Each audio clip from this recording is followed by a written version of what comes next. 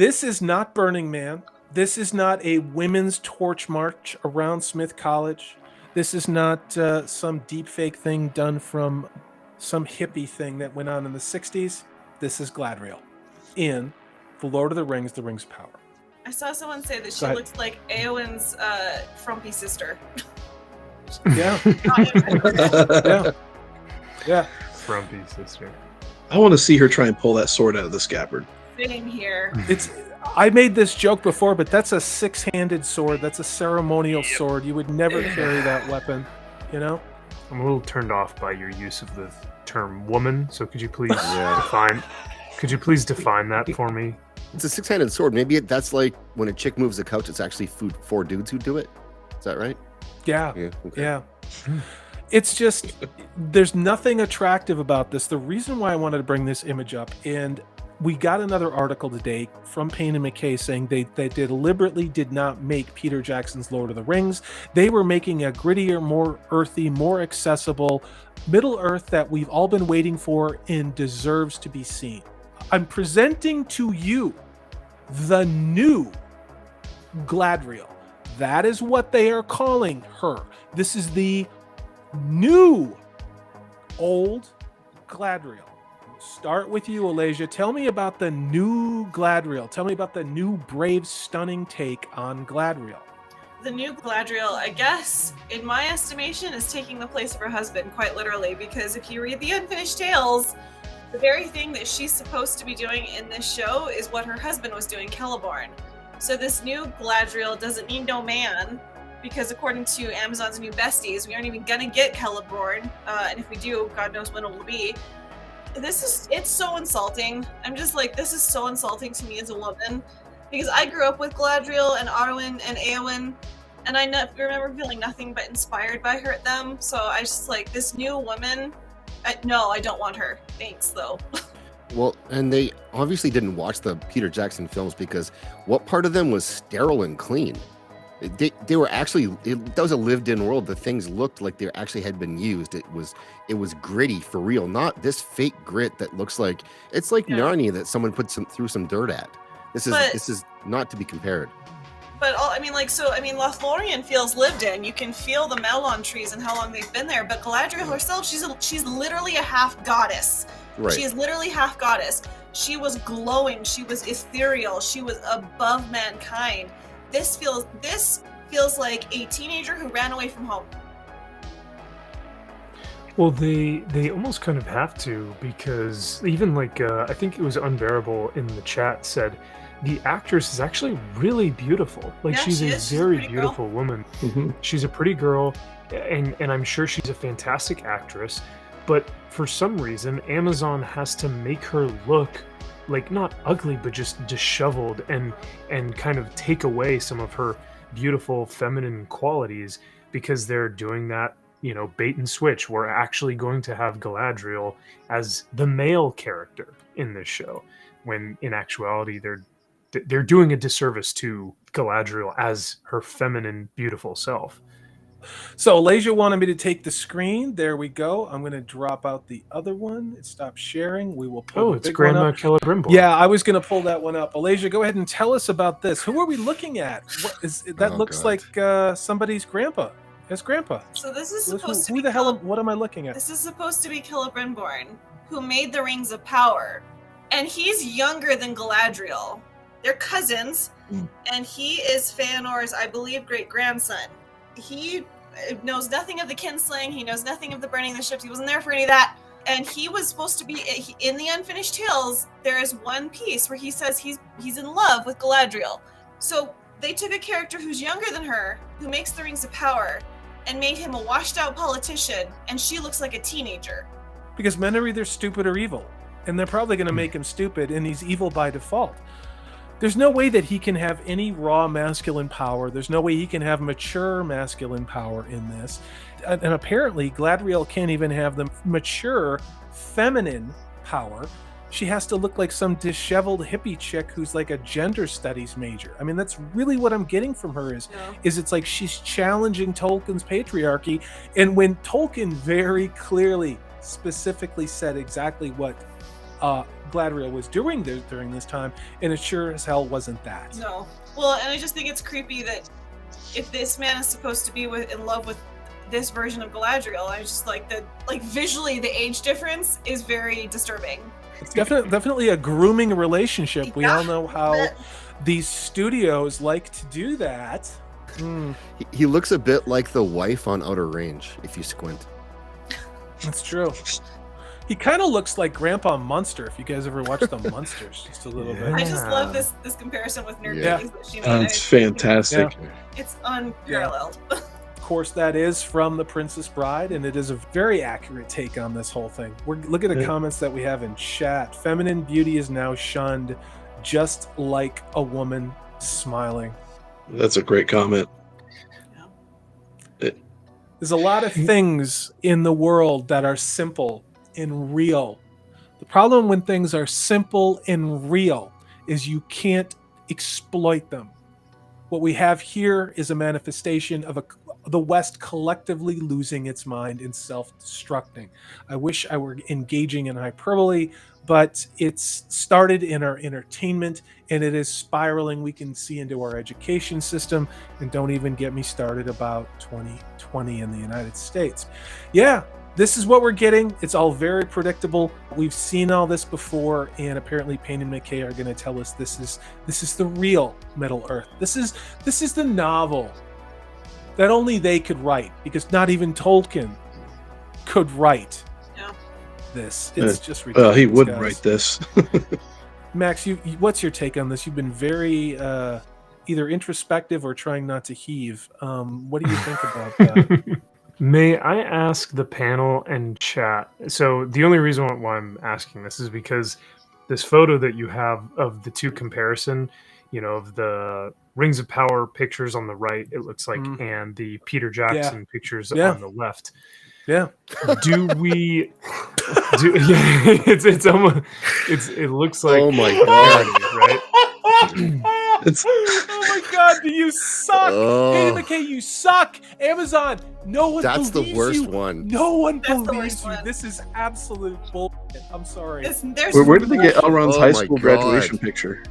Zach, are you saying that the difference between the two is the worst comparison? Or It's horrific. Look at that. Look at their ears. Look how big. Ugh. These are Vulcan ears. These are Romulans.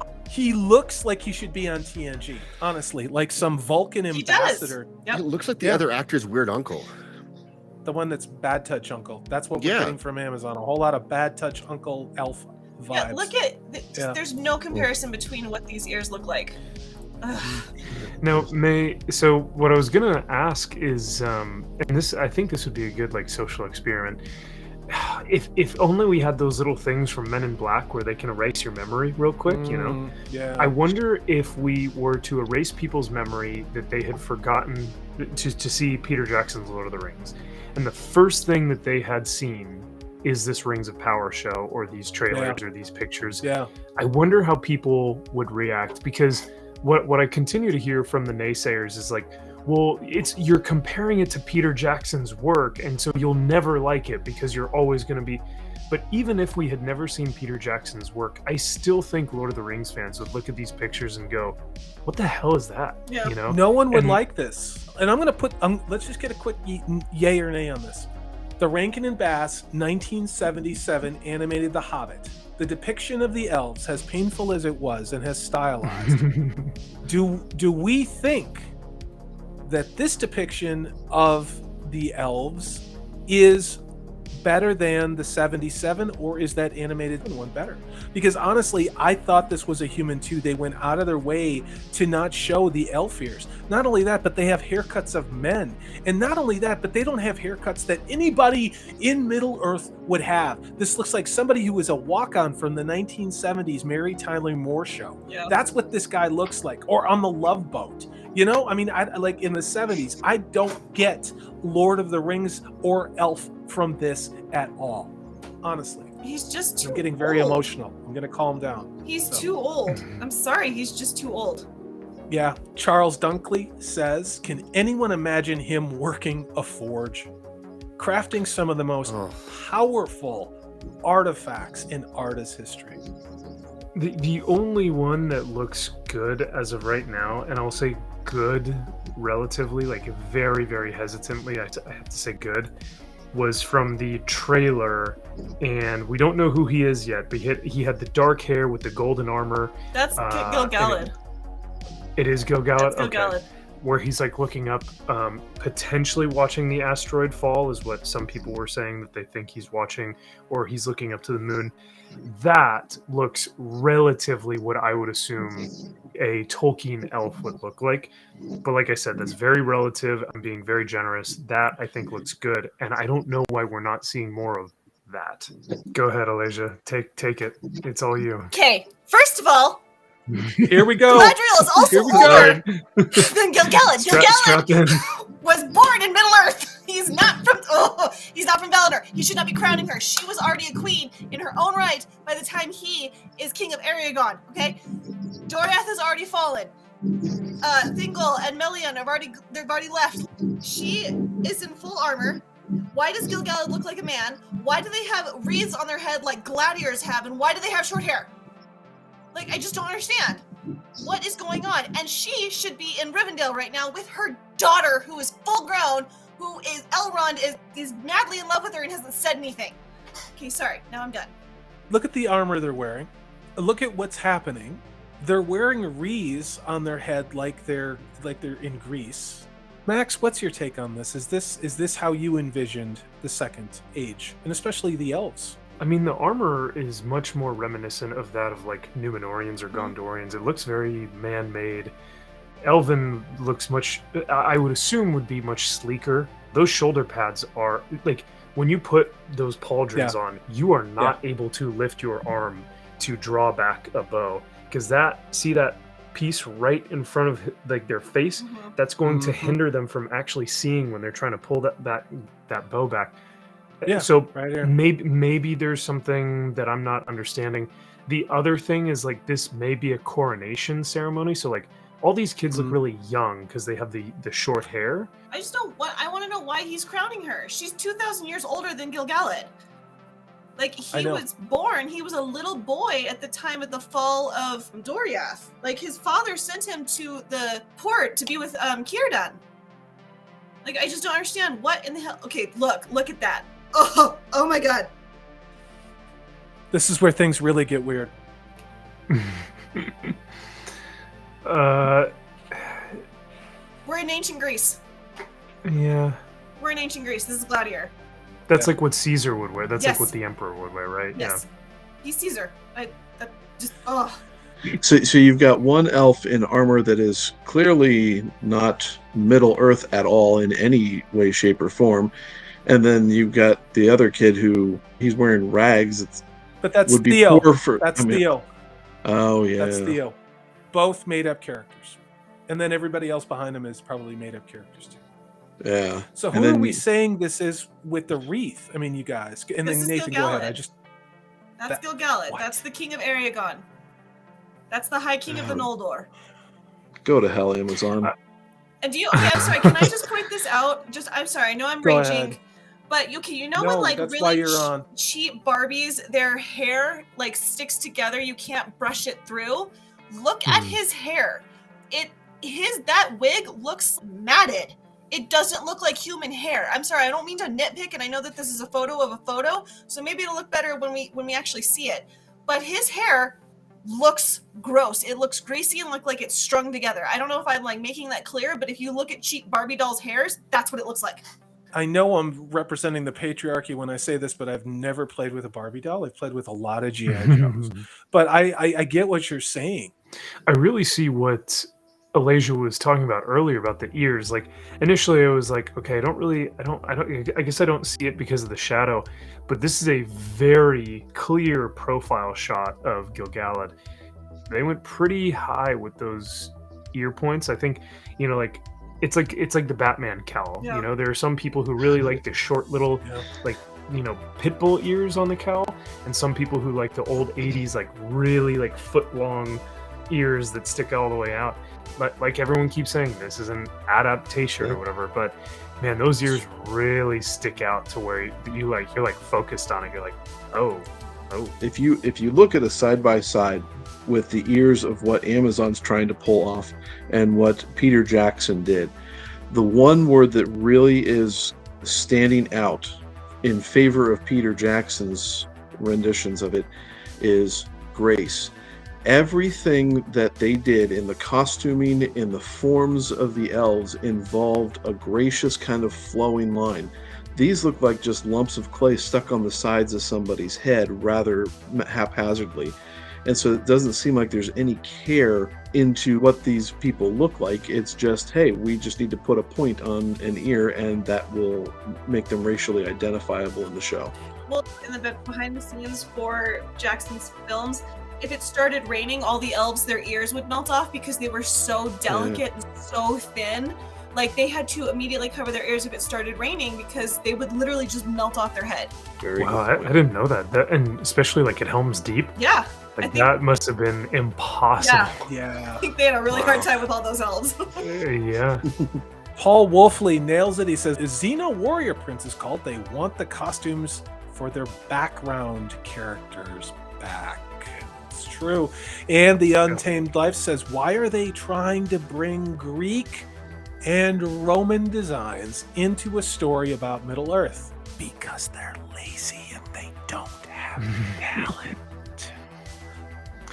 And what's interesting about this is, like, they brought Norse and Greek influences into Peter Jackson's costumes. They did. I mean, you look at Rohan, you know, look Gondor, and you go, that's Viking, that's Greek. You know, like, you can definitely see, but it's so nuanced, and it's done with, like Nathan would say, such grace that it's not beating you over the head and going, this is a Roman costume. It's like, this may have come from an old Greek, you know, something, or this may have come from Old Norse mythology. So it's very nuanced. Nick McCabe does not mince words. Hail to you, Nick. He says this is not an adaptation. Nothing about this is Tolkien. No, it's not. And we'll jump on this from Nick McCabe. Shannara, Witcher, Wheel of Time, Rings of Power. It's all the same effing IP to these effing knuckleheads. Let's talk about that a second. I could see any of this in Shannara, in The Witcher. I couldn't see this in The Wheel of Time because, you know, for a lot of reasons, because they're not even talented enough to make this. Again, this is just generic fantasy tropes with leftover Star Trek Discovery props for ears. That's how I'm seeing it. I wouldn't be surprised if I've seen that chest plate that's Elrondyr's wearing in some other movie before. I wouldn't be surprised if they completely, totally borrowed it from somewhere else. Let's talk about this real quick. Is this like a still from Cold Mountain or Oh Brother Where Art Thou or I don't know, Gone with the 12 Wind? years or 12 Years a Slave. It's 12 Years a Slave. Obviously. Yeah. Fudge It's Black Pickle. Snake Moan. It's Black Snake Moan. That's Holy what it God. Saw someone comment 12 Years a Hobbit. Well done. Now, with this, I know Lenny Henry came out with a statement saying, you know, hey, at least this will give people of color a chance to see themselves on the big screen in a way that they haven't seen themselves before. I'm sorry, but if I am a young, impressionable 12-year-old boy of African-American descent, and I watch this, I'm probably not want to go like, hey, I'd love to look like this guy. You know what I mean? Like, no kid is going to see Lenny Henry and go like, oh, he's the hero of the story. Like, I don't, maybe Arondir, because he is this maybe heroic warrior type of character, but the hobbits look like homeless, crazy. It's almost as bad as how they made, what's his name, with the bird poop in his hair. Radagast. Yes. Yes, like this, I get Radagast vibes from this, and I'm like, no one liked Radagast in that film. He's an old, insane, crazy man. You know? But Max, when you think about that comment that Lenny Henry made, that is, can we think about the egotism involved in making a statement like that? I mean, he is saying that he represents all black people when he sits there and steps into that role.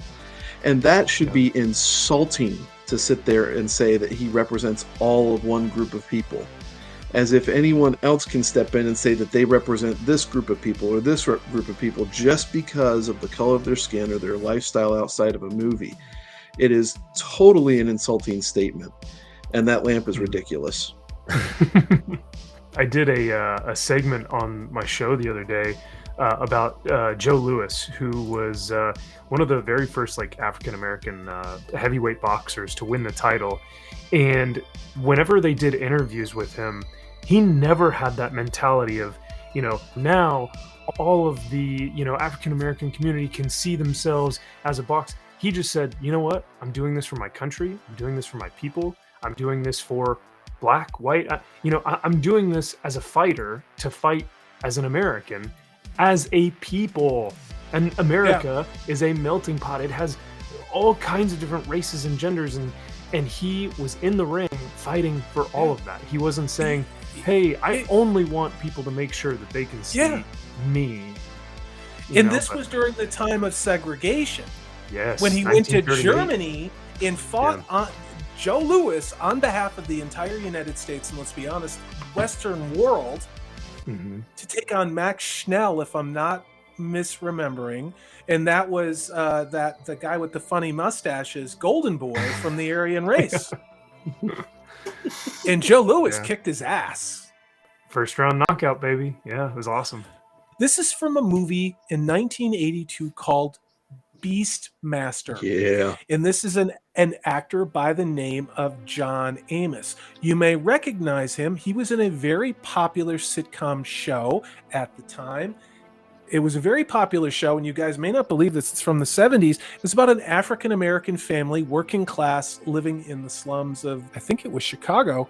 And it was very popular for a very, very long time. The problem with when I tell you that is then certain administrations can't twist what really happened into an agenda. But here we are. We have a wonderful actor who just happens to be African American by the name of John Amos, who was in a fantasy movie which was quite popular at the time.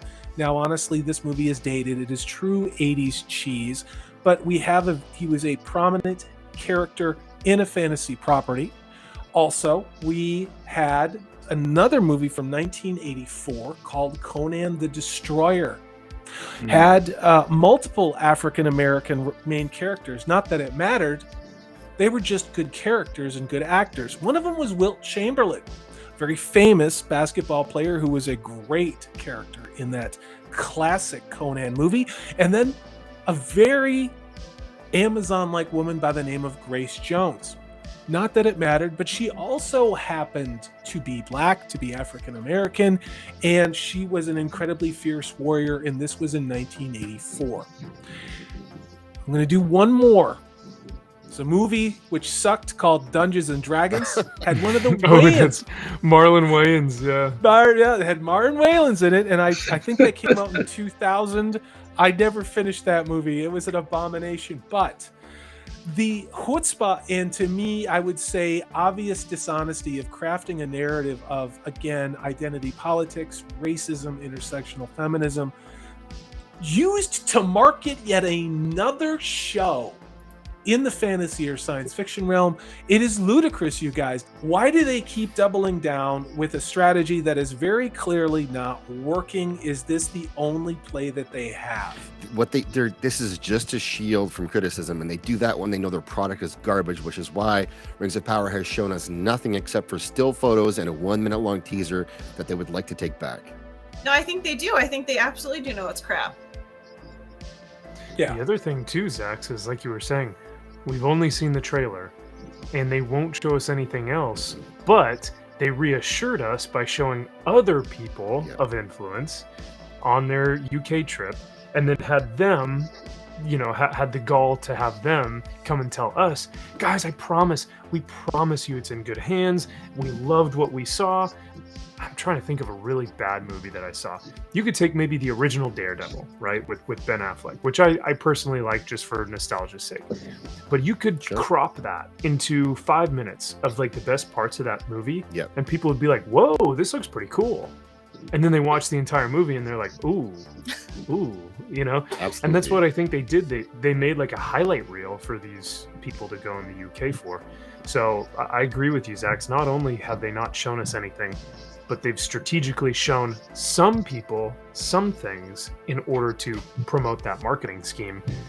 Amazon does not do well in marketing. Let's just say that. It's June. No. This show's coming out in September. They're getting heavy criticism, and instead of showing us a longer trailer or showing the people they flew to London a full episode, they showed them 20 minutes of footage. They show us nothing but stills. And I've been watching Top Gun Maverick trailers for 2 years. So, like, what are we doing here? Yeah. We're hiding it, and we're slow rolling it. And I'm not the only one that said it, but I said, what if those initial images we got of Gladriel, Elrond, Princess Diza, Doran, what if that was as close to Tolkien as it was going to get? Now, I said that. I don't know who else said that. I'm sure there were many of his channels, but I said that back when those images dropped. Here we are. But I don't think I was wrong when I said this.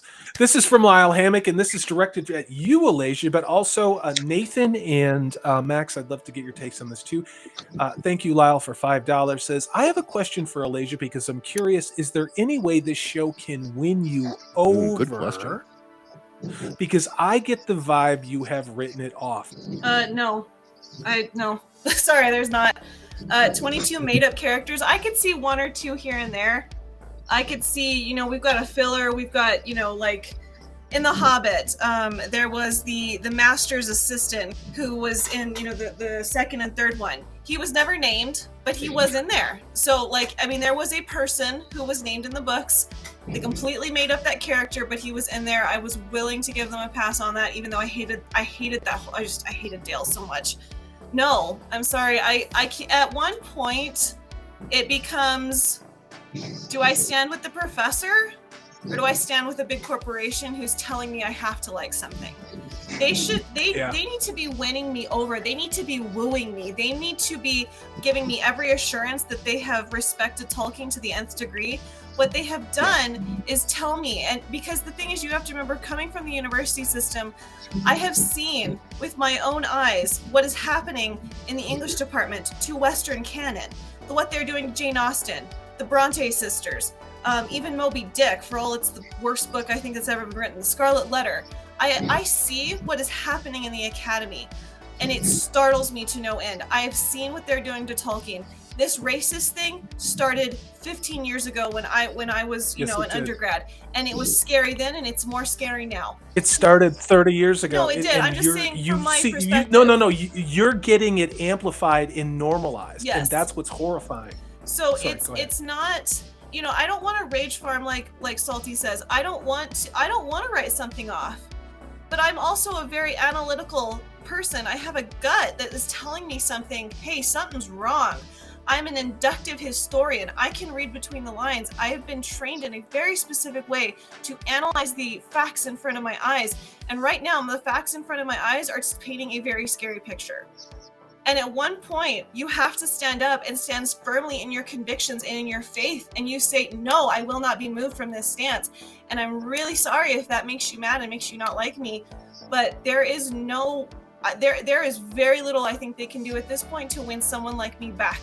Because the professor has made such a profound impact on my life, I will not let his legacy be dragged through their mud. Sorry, end of story.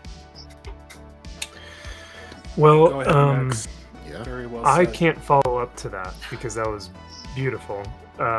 And I wish I had a stream deck here to have an applause, because that was truly one of Alasia's famous speeches.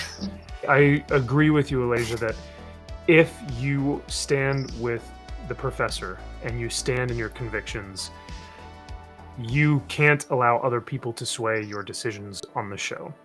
For me, for this show, I think there are two main issues. One, is the show going to be good from a film standpoint? Writing, cinematography, directing, sound mixing, all that stuff. Is that even going to be good? And then the second portion is, even if that's not good, are they at least sticking to Tolkien's work? Are they at least sticking to the lore? So there are two different aspects to which this show is going to be heavily graded on. Because even if they stuck to the lore, but everything else was shitty, like the cinematography and everything else was disgusting, at least we could say, you know what? They didn't do that great. We have some young talent in here who doesn't really know how to do this. but they stuck to the source material. I agree with that 100%. 100%. And so I think we're going to have to grade that on those two differing ideas. Is this even a good show technically, as things like directing and stuff? Mhm. And then does it stick to the source material? Already the showrunners have proven, or at least the marketing department has proven, that they either don't care about the fans or they don't respect the fans. So regardless of whether those two things are good or not, I don't think that fans can be confident in the way that they are viewed, which might be a separate issue as far as the show goes. So I know that didn't really answer the question, but No, but I think it did. that's kind of okay. So that's it was where I objective. stand. You were presenting it objectively, Max. That was a great Yeah. take. It just, could this stand on its own as a good story, or even if it was, the production value wasn't there, if it was actually book freaking accurate, we could give it some leeway. But the fact that the messaging around this is, to bring up Daniel, he says, I think Salty's comparison to the Wheel of Time production is spot on. We saw this with the Wheel of Time, guys. Mhm. And I know I wasn't the only channel that was saying, watch Wheel of Time. They're going to probably do the same thing to Lord of the Rings. I was saying that November and December. Look where we are. Those of you who followed me because of Wheel of Time, this is Wheel of Time with only it's Tolkien. It's the same approach. And remember what Rafe Judkins did to those of us who called out the lack of an adaptation on this. Really, he threatened to make even more changes that weren't canon, and to change the sexuality and the race and the gender of the characters from a 15-book series, because we dared reject his non-adaptation. Does anyone have any faith at all that Amazon wouldn't do the same thing, or just double down and tear it all apart just to be able to stick it to us, the fans? Because since February 11th, all they have done, guys, is stick it to the fans when we rejected what was going on in Vanity Fair. I think that what the thing is, we have to remember that they carefully selected what they were going to show us in that teaser and in those initial release for Vanity Fair. And I did a video about this before, and it pissed some people off, but I really do think that every frame, because it was a minute-long commercial during this Super Bowl, every frame in that was chosen to get a reaction from us and to get this reaction from us, so that they could then attack. Because if we didn't do that, then they couldn't do this, and this is their shield. And so they had to draw us out, because nothing in that teaser, if you look frame by frame, is familiar to Lord of the Rings. Nothing. No. We know who the characters are because we know who they are, but they don't look or act like the characters we know. And the other ones are made up. And that was shown to us for a reason, to get the reaction it got, so they could then attack the fans. And I truly believe that's what they did. And they wanted this reaction, and that's why they haven't shown us anything else. Yeah. And look at, this is the ratio on the teaser trailer that Zax is referring to. Well, yeah.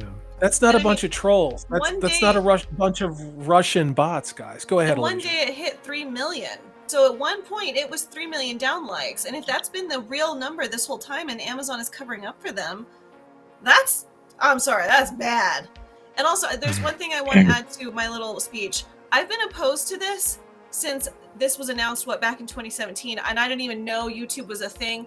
I didn't know anything about this corner of the internet. I have been opposed to this the moment it happened, the moment the purchase went through. So don't think that I'm fabricating this. I've been mad about this since 2017. So yeah. The entire actions of Amazon throughout the entire thing have been completely disingenuous. So Asia just mentioned that they've deleted a lot of the dislikes. They've also deleted tons and tons of negative comments on that video. That even though a lot of them were repeating the same phrase that Tolkien had said through Sam Gamgee in the Return of the King, they went ahead and just scrubbed everything and were deleting all the most recent comments. And when we look at how we can grade this show, and it is as slim a possibility as I think that it is, that it could be decent on its own, we already know that they're not sticking to the source material because they've already said this is going to be the show that Tolkien couldn't write, and that they've added all these characters. They're condensing 3,000 years into however long this show's going to take in terms of their own timeline. So they're already completely destroying any relatable thing that we can take to compare it back to what Tolkien created. So that part of the argument's already done and dusted. And so I've written it off. I'll still watch it just because it's going to drive me into the books more. Yeah. Because the Wheel of Time has done the same thing to me. And in the end, the other side of that coin is going to tell me for sure that, yeah, even on its own piece of entertainment, they can't tell a good story. They can't give us as fans anything that's satisfying from an analytical perspective. They're going to miss on both sides of these coins. So yes, I'm saying I've written it off wholly on all those aspects. Not saying they can't change my mind on one of them, but I know for sure they can't change my mind on the other. Nathan, you brought up something really important, and we don't talk about it enough, and that has to do with the compression of the timeline. Those of you who watched Wheel of Time, we were told that 8 television would encompass one book. This is one book. This is not 3,000 years of history across an entire planet with different cultures and different icons. This is one book. Same amount of time. There might be a couple episodes that are a little bit longer. How the hell in 8 episodes, if you can't capture this faithfully, could you possibly pretend to capture Tolkien? And I think what they did is they gave up, just like Rafe Judkins did. And those of us who call it out, well, we're racists and trolls and incels and alt-right and we're ultra MAGA or whatever bull they're gonna call us, which is exhausting at this point. But you know, I want to be wrong, guys. I want to be wrong. But yeah, Prophet of the Dragon says it. Where's the 2-minute trailer? I don't know. I thought we were going to get it during the NBA, but I also thought we were supposed to get these images that we got about a couple, like 4 weeks ago in an Empire magazine, and they didn't run them. Makes you think, doesn't it? Well, I think what they could have, there's a reason that Payne and McKay have never done a TV interview where they could be asked a follow-up question. Everything's in print, and I think they could have, other people have said this better than I can, but they could have easily stopped this by just coming out and saying, we only have 143 pages worth of things to draw upon, and we don't know, this is our first show we've ever run, but we do like the source material. We're going to do our best, try to make a good show. We want you to be involved in it. Something like that. But it's just like Tom Cruise did. Yes, like Tom Cruise did in Maverick. Yeah. Oh, and where's the statement of is if you like, we made this for you, the fans of Tolkien. Yeah, this is for you. We kept ourselves out of it, and if you like it, that's on us. And if you don't like it, that's on us too. There should be behind the scenes stuff on YouTube every day, showing us what they're working on, bringing us into it. No. But they get to call me a racist. They get to call Alasia a racist. They get to call Lyle Hammock a racist. They get to call everyone on this panel and everyone in this chat a racist. That is Payne and McKay. And guess what? They fly out the shills from all the Tolkien fan sites to go and wine them and dine them and sign an NDA. And not a word of the fact that they insulted not just us here in North America or in Europe, but Tolkien fans around the world, in Asia, in South America, in Africa. All of us are racist because we didn't like what they did in all of those different cultures. Not one word, not one apology, and we're never going to get it. And that I just get really fired up about and Corey, to that same point, look at what the extended editions, when Jackson released those, all of the stuff, that behind the scenes stuff was talking about how he was doing this to respect Tolkien's legacy, to respect the fans. I mean, the entire appendices portions of those releases were love letters to Tolkien and the fan base. It had nothing to do with expanding their popularity or anything. It was saying, hey, these are the extents we went to tell a damn good story. These are the extents that we went to say, hey, we're going to film all 3 of these movies at the same time so that we have this continuity that is unrivaled in any filmmaking endeavor. That's some awesome stuff right there. And nobody can do that again. Yeah. There's a great comment here real quick from Stephen Ransom to reiterate what the panel has been saying. Stephen says, with all due respect, it hurts me to even spend this much time talking about something that hates us.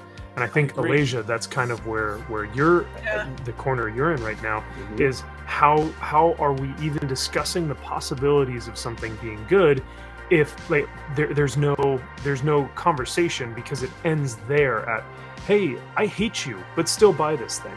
You know? Yeah. And I think that's why people are so adamantly, vehemently against watching this or against liking it, because the showrunners and the marketing department have shown that they don't like you. So there is that. I just wanted to share that real quick. For me, I'm just like, I'm so heartbroken that me as a woman, and I know that this might sound a tad bit SJW, but bear with me while I work through this thought. For me as a woman, and you guys all pretty much know me, that I'm very old-fashioned in my way of thinking, and I have a very, very strict moral center, and for me as a woman, it's really, really, really heartbreaking for me to have to sit there and absorb that I either have to be a raunchy S-word like on Game of Thrones, or I have to be this new version of Galadriel. I can't be beautiful. I can't be wooed. I can't be thought of as being pursued. I had this complete and utter freaking meltdown on my Instagram the other night when I was reading about the history of Celeborn and Galadriel, and that Elrond and Celebrian, their courtship lasted 1,000 years, and that Elrond was too shy to say anything to her. He was so enamored by this young woman, he couldn't say anything to her. Like, what happened to that? Why can't I be thought of as delicate enough to be pursued like that, to be thought of as being protected? Like, if you think back, because we're in a war. No, I know. We're in a war. Think back to Helm's Deep when Peter Jackson was setting up those shots. He's like, "What is Rohan fighting for?" They're fighting for the women and the children in the caves. Yes. That's what made that scene so impactful. It wasn't all those elves standing on the parent, whatever it's called. It was those women holding their babies. Yeah. That's what they were fighting for. Why can't we be that anymore? They are deliberately doing this. They know why they're doing it. It's for an agenda. It is for a reason. And our job on YouTube, as unpleasant in how soul-destroying it can be, is to keep repeating this same message. Not because we are autistic, not because we are rage farming, because if we don't say it, they're not going to stop telling us things that aren't true. And they're just getting started with them. As ever, this is Salty Texas Sea. I am Corey DB. Thanks so much for watching. If you like what you've seen and heard, please hit that thumbs up button. If you haven't subscribed, I'd love to have you on board. That way you know, and we have things like live streams, which we are going to be doing every Tuesday evening. Take care. I hope you're having a great 2022.